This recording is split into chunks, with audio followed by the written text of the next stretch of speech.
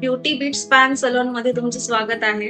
तर आज आपण पाहूया फेस वॅक्सिंग कसं करावं आणि का करावं। तर का करावं, तर चेहऱ्यावरचे जे फेशियल हेअर्स आहेत ते पूर्णपणे रिमूव्ह करण्यासाठी आपण फेस वॅक्स हा पर्याय निवडतो।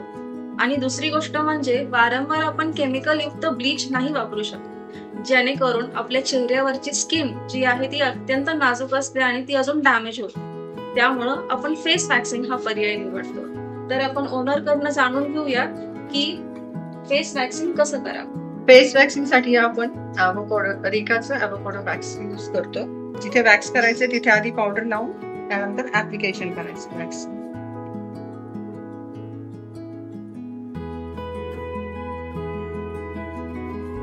ऍप्लिकेशन एकदम स्मूथ झालं पाहिजे। एजेस ओपन केलेत लावतानाच। थंड झालं, स्किन टाईट पकडायची, देन रिमूव्ह करायचं।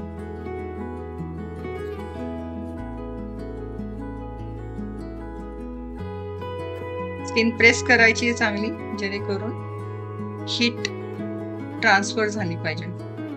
रिझल्ट पाहू शकता तुम्ही।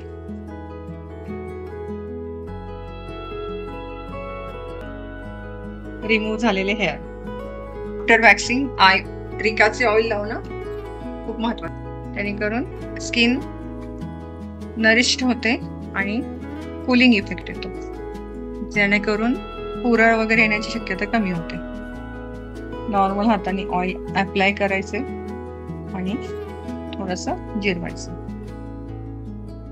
एलोवेरा जेल घेऊन सुदिंग करायची स्किन, सुदिंग होते, जेणेकरून जी चेहऱ्याची कूलिंग नंतर येणारी रॅश आहे किंवा होणारी जळजळ आहे ती कमी होते।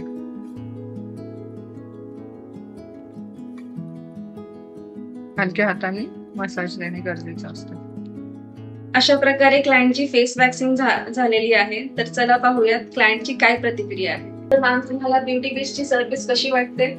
खूप छान वाटते। मी रेग्युलर येते 2 वर्षापासून आणि खूप छान सर्व्हिस आहे आणि रेखा मॅडम खूप छान सर्व्हिस देतात। आज तर मी फेस वॅक्सिंग केलं, छान वाटलं मला। तुम्ही इतर वेळेस कोणकोणत्या सर्व्हिसेस घेता? मी नेहमीच येत राहते, 15-15 दिवसांनी। कधी फेशियल करते, कधी हेअर स्पा वगैरे करते। खूप छान सर्व्हिस आहे, त्याच्यामुळे regular. Thank you so much.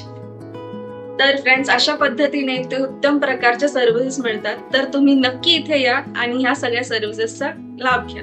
Thank you.